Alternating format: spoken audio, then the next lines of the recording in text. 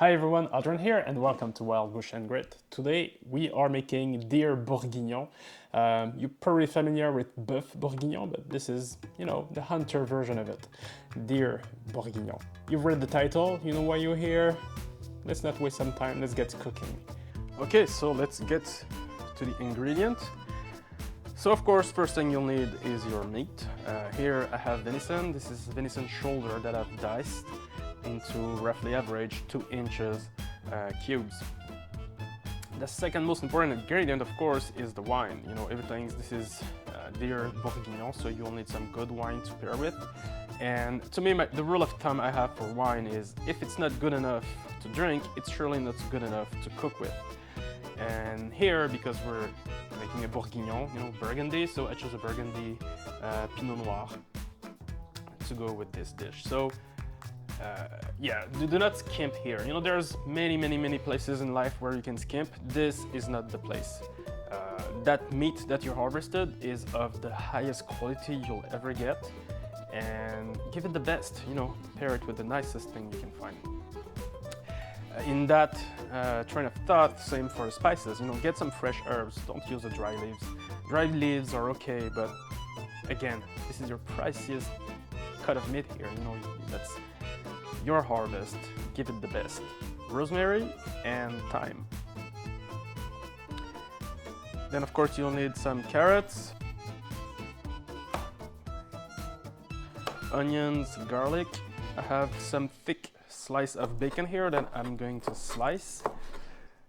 We need some mushrooms. Here I have 16 ounces of mushrooms. Here I have some pearl onion.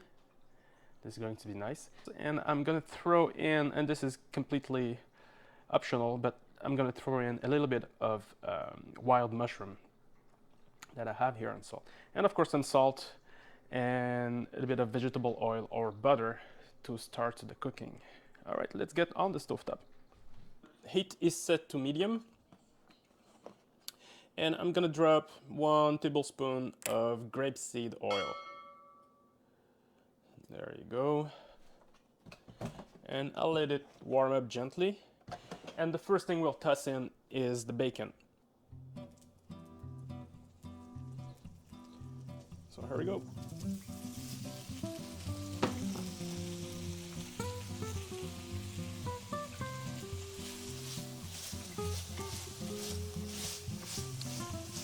And at this point, what I want to do with the bacon is I want the bacon to become crispy.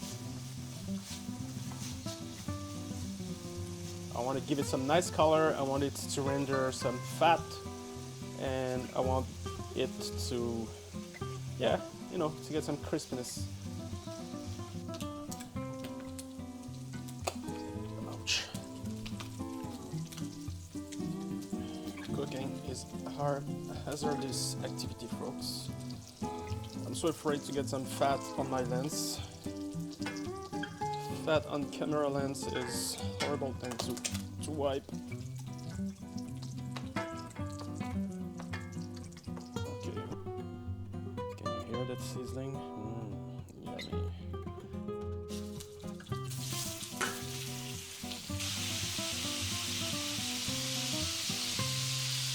So the meat, some recipe calls for to marinate the meat in wine and everything. I don't do that. The only thing I did was I salted the meat a couple of hours before actually cooking.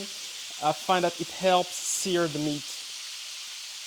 And because I use a good quantity of salt, I will not add salt to that recipe. The bacon is already salted, the meat is salted, so before adding any salt, I'll wait for everything to be cooked, done, and then check if I need to adjust the saltiness. So here the goal is the same. We just want to give some color to the meat on all sides.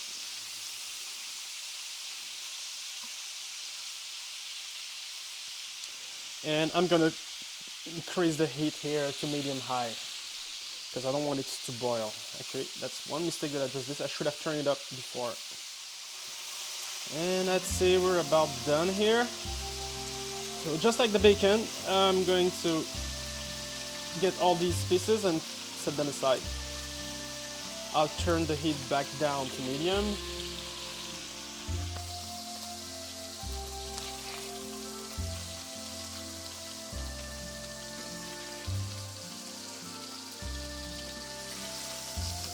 toss the onions.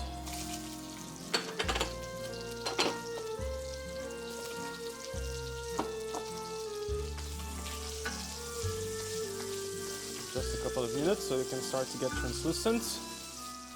And you can throw in the garlic as well, like 2 cloves of garlic. Here I have 2 cloves of garlic crushed.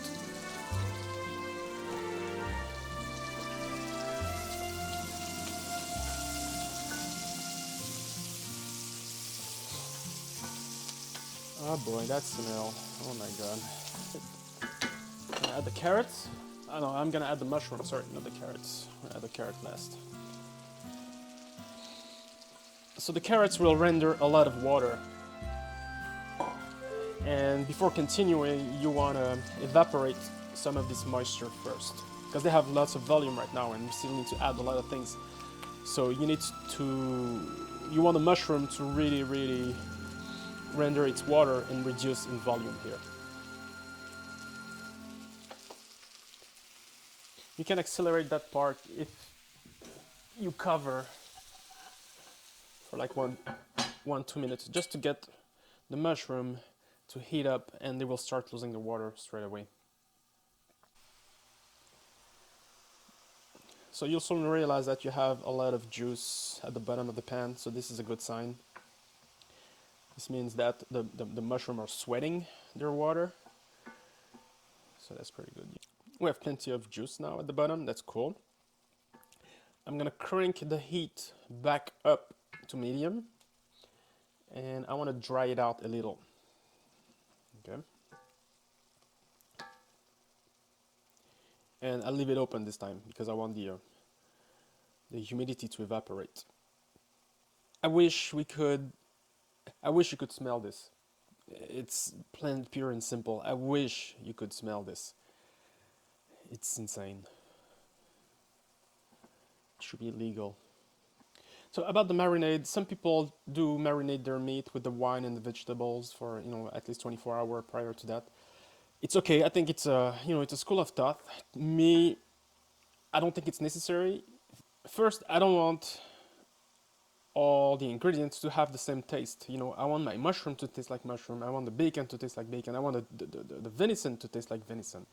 If you marinate everything in wine, everything will get the same level of flavor when you start cooking with it. So you have a very homogeneous dish in the end. In my opinion, if you don't do that, but if you just add some salt to the venison prior to all this, what you'll have is you'll keep the character of each ingredient, right? So when you bite an onion or a mushroom or a deer, they will have a much more distinct flavor than if you were to marinate everything together in wine and spices. So that's, one school of thought. I'm not saying one is right, one is wrong. It's, to me, that's how I like most of my cooking actually. I want each ingredient to really sing their own character, to really have their own texture and flavor. I don't want to blend everything under one blanket. It's starting to look pretty good. We have much less juice now at the bottom. I hope you can see it or at least hear it. And what this tells me is we're ready for the next step. So next step is basically we're going to start throwing everything back together. I'm going to throw in the carrots. I'm going to add the carrot like this. I'm going to make a little hole in the middle, in the bottom here. I'm going to add the thyme, the rosemary. I'm throwing back in the bacon, the dry mushroom. You don't need to, but if you have them, why not? And the venison with its juices.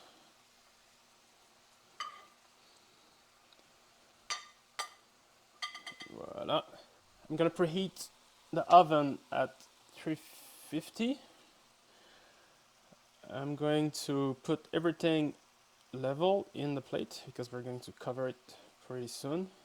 We're going to send this to the oven for about 2 hours. The wine. And I'll start with 2 cups of wine. And I'll see where my volume sits at.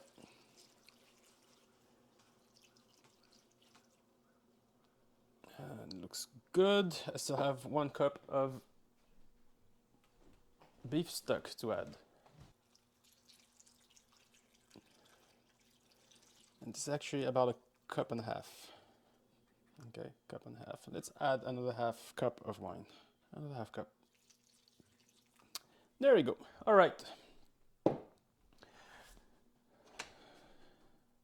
So I'll make sure everything is well seated.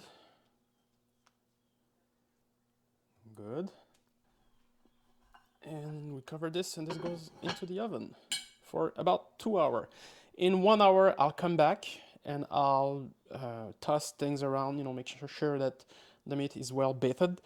And I'll also check my fluid level, is it getting too dry, or do I need to add a little bit more wine, and do I need to add a little bit more beef stock at that point? We'll see. We might have to adjust things here and here, but we'll see how it goes.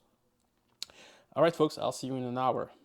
All right, so we're halfway there, roughly. It's been an hour. And fluid level is good. What I'm going to do is just flip those pieces of meat so they don't dry out, on the... but overall looks really good. Smell, again, I said it before, I'm saying it again, it smells incredible. And right, I'll toss this back in the oven for about an hour. Maybe an hour and a half, actually. I think, if I want those, yeah, let's do another hour. And probably we'll cook maybe at 15-20 minutes without the cover, so we can evaporate some liquids. Back in the oven.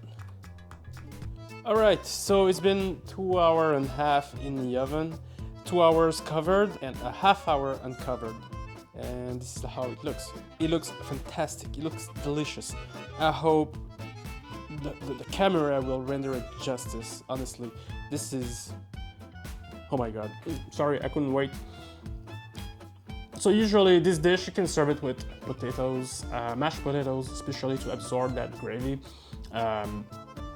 Rice, it's up to you. Me, bread, butter, and that's it. I'm in heaven. No need to complicate anything beyond that point. So that's it. I hope you enjoyed this video.